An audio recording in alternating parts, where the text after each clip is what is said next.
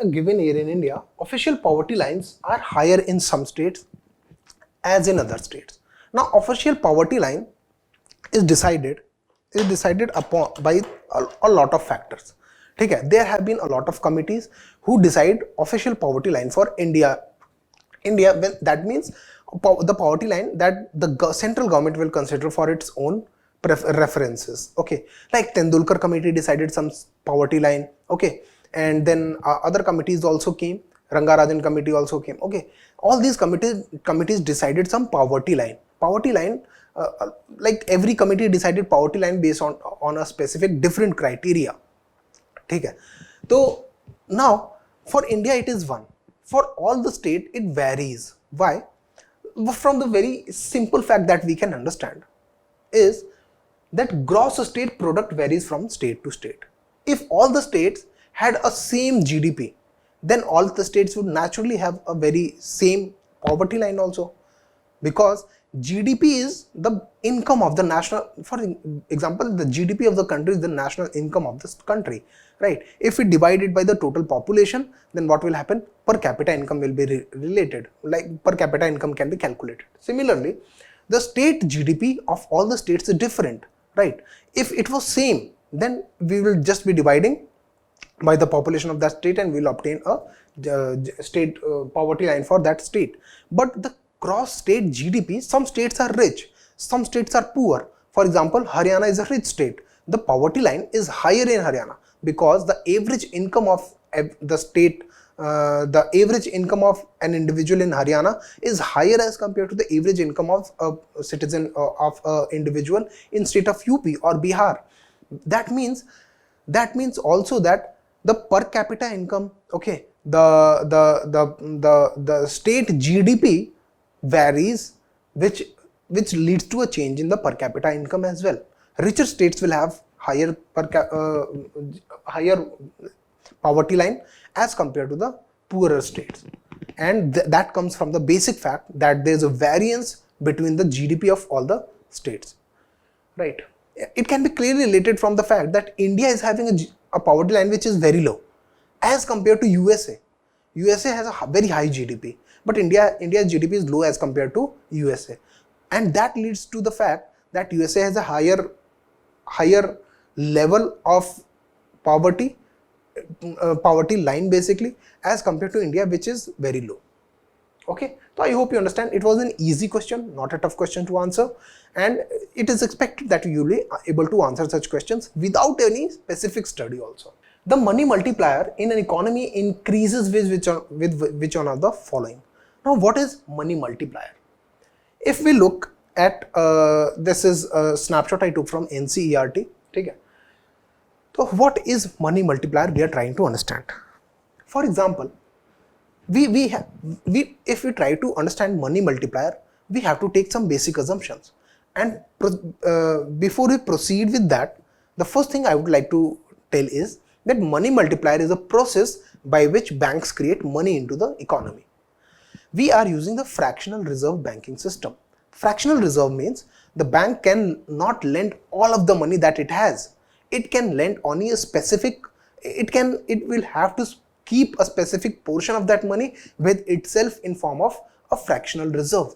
That is called fractional reserve banking system.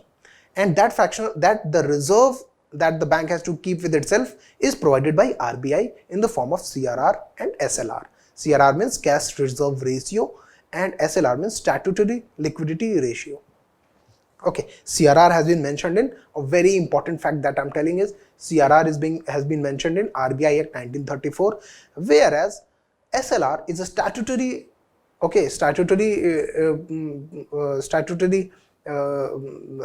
requirement. It is mentioned in Banking Regulation Act 1949. Now, how do banks create money? How do banks create money? For example, if we look at this table, for example, we assume that there is one bank, okay, there's a bank and there's one person. We will make an assumption that there's only one bank and one person for the time being, and then we will we will think that all the money this person has will be deposited in the bank. What he will do? All the money he will be using is depositing back in the bank. That is for the sake of the argument. We will take the aberrations as well in the later phase. How? For example, this bank has 100 rupees. Okay. This person basically deposited 100 rupees in the bank. Okay. Then this bank has 100 rupees.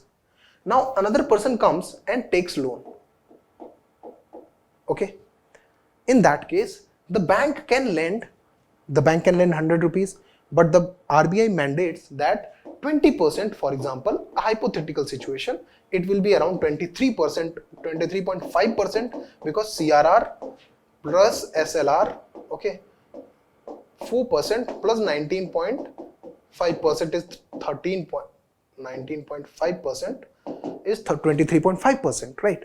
But if we consider for the sake of our argument, for easier calculations, 20%, that means the bank will have to keep 20% with itself, right? The bank will have to keep 20% with itself and to lend 80 rupees. The bank lends 80 rupees to this person. What this person does? This person again deposits what? 80 rupees back to the bank. Now the bank is having an asset size of rupees 180. The bank is having asset size. See, deposit in the bank, first deposit was 100 rupees. Okay, first deposit was 100 rupees. Okay, then 80 rupees deposited.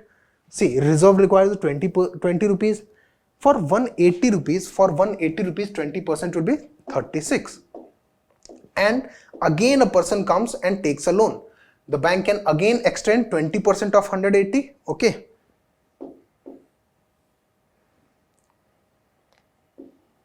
Right. 20% of 180, the bank can keep 36 rupees with itself, and the rest it can lend.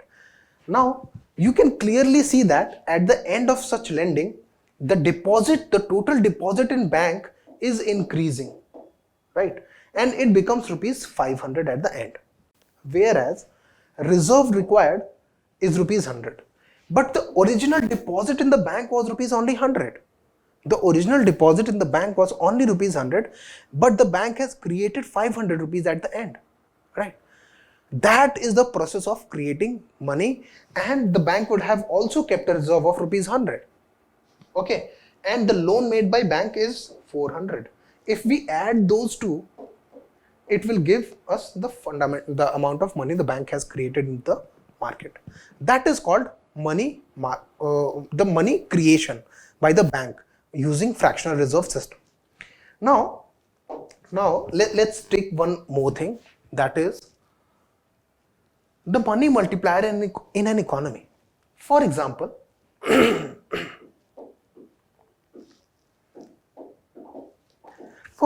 if there was no reserve requirement needed, then what would happen? This 20 rupees, instead of rupees, it will be 0, okay, and it will be 200, okay, then it will also be 0, and then it will be 400, right? Because the bank will be able to lend all of the money that it has. Now let's look at the question. The money multiplier in an economy increases with which of the following? Increase in cash reserve ratio. Now let's look again at this. This is cash reserve ratio, for example. Okay, this is cash reserve ratio. If we increase the percent of reserve ratio, if we increase, for example, for 100, 20 rupees is 20%. The requirement is 20%. If we increase it to 40%, the bank will not be able to lend 80, right? The bank will only be able to lend how much? 100 minus 40 is equal to 60 rupees. And this 60 rupees will come back again to the bank. This will not be 180 but 160 rupees. That means if we increase the reserve requirements, our money created in the market, in the economy, becomes lesser. If we decrease the reserve requirement, our money created in the market increases. That means CRR is inversely proportional to money multiplier, or money multiplier is inversely related to CRR. If we increase the cash reserve ratio, our money multiplier decreases. Money multiplier decreases, right? So let's look at the question again. Increase in the cash reserve ratio will certainly not lead to an increase in money multiplier. It will lead to a decrease in money multiplier, right? So option A cannot be right at any cost. Increase in the banking habit of the population. Increase in the banking habit of a population might be a right answer, because if more number of people come into the banking system, there are more number of deposits will be made in the banking system, more number of loans will be taken in the banking system, right? And therefore the bank will be able to create more money in the economy using money multiplier. So that sounds the right answer. Let's look at C and D. Increase in the statutory liquidity ratio, like CRR plus SLR becomes this required reserve. We know that if we increase that, our money, because SLR and CRR quota cannot be lent, right? Therefore the CRR and SLR quota cannot be lent, and hence we will have to reduce that from the deposit to lend, and hence the money multiplier will decrease. Any kind of reserve requirements will decrease the money multiplier. Hence option C cannot also be correct. Then increase in the population of the country. Increase in the population of the country can lead to increase in money multiplier only if they are into the banking system. If the population increases but most of the people are out of the banking system, they will not be able to increase the money multiplier. That means we have option B as the right answer. It was an easy question. Everyone should have answered it.